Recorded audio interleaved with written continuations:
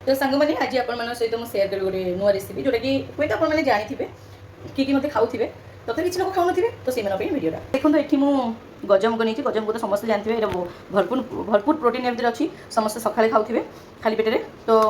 जी एमती खाऊ खाऊ नड़िया कोड़ी भी खाती चीनी कोड़ी खाती कि मत भल लगे मो माँ करे पिज टमाटो काटिक कंचा कटानी तार कंचा घरे ना कंचा लंका मार्केट 300 टका तापर मिलानी भी तो से खाली पिज टमाटो काटची या बढ़िया मत कड़े बसची केमती कर देखूँ और लास्ट को कौन करेंगे खाइबा देखिए कड़े टी तेल नहीं अल्प टी जीरा पकईदेवी तो ये पकईदेवी मु पिज तो पिज को आम टे भाजवा तापर टमाट पकईवा तो आम टमाट भाजवा तो सांग मैंने मुझे पकई लुण जेहेतु मो पाखे लंका ना कंचा लंका तो टिके राग फ्लेवर आसपे मुझे गोलमरीच पकईदेवी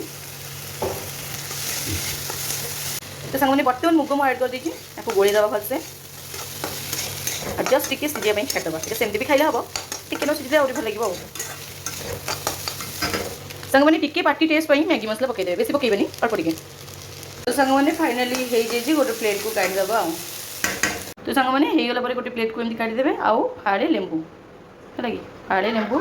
टिके ऊपर एमती चुपुड़ी देवे तापर खाइबे टेस्ट तापर कहिबे केमती लागुछ सुपर सुपर